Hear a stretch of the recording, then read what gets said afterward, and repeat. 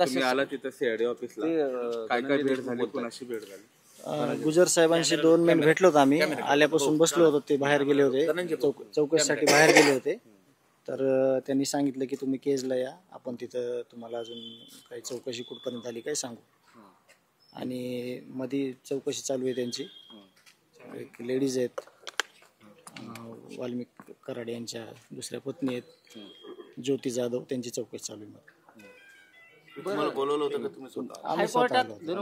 हायकोर्टामध्ये याचिका दाखल मी बोलतो त्याच्यावर उद्या. कशामुळे केली थोडीशी माहिती फक्त नंतर उद्या बोलतो मी तुम्हाला. तपासावर समाधानी नाहीत म्हणून तपासावर समाधानीचा विषय नाही, आम्ही सगळ्यांवर भरोसा व्यक्त केलाय. आम्ही मुख्यमंत्री साहेबांवर, तपास यंत्रणेवर आम्ही विश्वास देतोय. फक्त काय आहे की आमच्या भावना आहेत जनसामान्यांच्या की लवकरात लवकर हे सगळं झालं पाहिजे.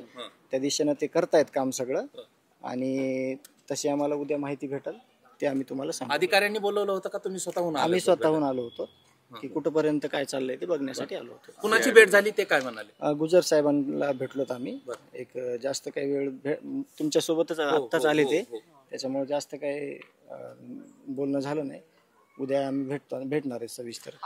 ज्या महिलांना आणलेलं आहे त्या महिलांचं काय संबंध आहे, काय प्रकरण आहे, काय ते त्यांना माहिती. आता ते तुम्ही ते कोण आहेत? त्यांच्या पत्नी आहेत त्या ज्योती जाधव.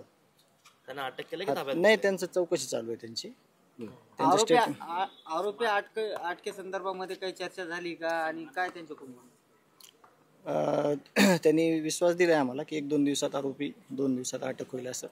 तुम्ही नर्वस दिसताय, नेमकं तपासावर असमाधानी आहात? नाही, मी म्हणजे नर्वस या गोष्टीला आहे की आईची तब्येत थोडी तुम्हाला पण माहिती आहे, आणि सध्या काय आहे की 20 दिवस झाले यातच आहे मी.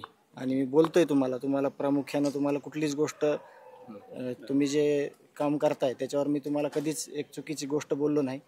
पण आता काय झालंय थोडं की मी जास्त प्रसारमाध्यमांना बोलणं, रोज कमीत कमी नाही म्हणलं तरी सगळ्या स्तरातले लोक येतात, त्यांना मीच बोलतोय, व्यवस्थित सांगतोय काय झालं कसं झालं. कारण आलेले लोक आपलं सांत्वन करायला येतात, आणि मग आपण त्यांना जर नाही बोललो तर मग त्यांना वाटू नये किंवा आपल्याला काही बोलले नाही, आपल्याला सांगितलं नाही, म्हणून त्यांना बोलतो. आणि कंटिन्यू हे काम चालू आहे 20 दिवसापासून, म्हणून तुम्हाला तसा चेहरा वगैरे दिसायलाय.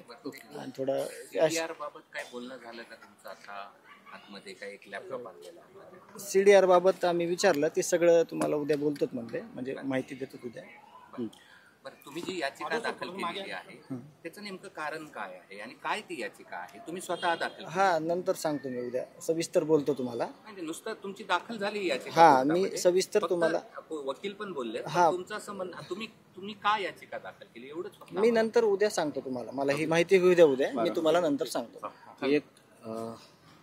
एक विषय असा आहे की वाल्मिक कराड याला सह आरोपी करा या संदर्भातली तुमची मागणी आहे, आणि पुरवणी जबाब घेतला जाऊ शकतो किंवा तुम्ही तशी विनंती केली अशी माहिती आलेली आहे. त्याबद्दलचं जरा आम्हाला सांगा. तेच, उद्या माहिती आम्ही सगळी घेतली ना, जी CIDची टीम आहे, त्याच्यानंतर मग तुम्हाला मी बोलेन. कारण अर्धवट माहितीनं तुम्हाला जर मी बोललो तर मग आजचं माझं बोलणं चुकीचं. नाही, तुमची थांबा ना जरा, याला तुमची पोलिसांकडे, या सगळ्या सिस्टीमकडे काय मागणी आहे पुरवणी जबाबाबद्दल? ते आम्ही उद्या ज्यावेळेस आम्हाला कळलं ना सगळं, म्हणजे आता त्यांच्यावर पण काही गोष्टी कसं असतंय, आपण आत्ता लगेच म्हणलो सगळं की मग सगळं आपल्याला मटेरियल पोचू शकत नाही, त्यांचा पण आपल्याला विचार करावा लागतो.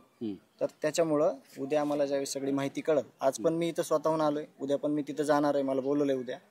माहिती घेऊन मी तुम्हाला सविस्तर सगळ्यांना बोललो. तुम्हाला सगळ्या पत्रकार बंधूंना माहिती आहे, मी पहिल्या दिवशीपासून तुमच्या दूर कुठेही गेलेलो नाही, तुमच्या समोर आहे. आणि जे आहे, ज्या गोष्टी आहेत, एक गोष्ट आहे की तुम्ही, तुमचा आग्रह आहे, तुमची विनंती आहे पोलिसांना, प्रशासनाला, किंवा सहआरोपी करा म्हणून, त्या संदर्भात जबाब द्यायला तुम्ही. माझी एक विनंती आहे तुम्हाला सगळ्यांना, आणि तुम्ही ही म्हणजे गांभीर्यपूर्वक लक्षात घ्या. मी आत्तापर्यंत असं म्हणलेलो आहे, आत्ता वारंवार, जे माझ्या भावाची हत्या झाली, त्या भावाच्या हत्येमध्ये जे कुणी कटकारस्थान केलंय, जे कुणी सहआरोपी आहेत, त्यांना 100% शिक्षा झाली पाहिजे, हे मी पहिल्या दिवसापासून म्हणतोय, आत्ता पण म्हणतोय, आणि कधी पण म्हणणार. आणि न्याय भेटल्याशिवाय मागे सरकणार नाही, न्याय मिळवतो.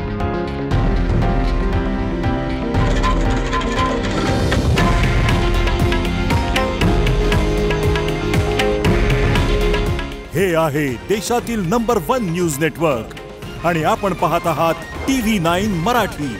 काळजी तुमची, हित महाराष्ट्राचं.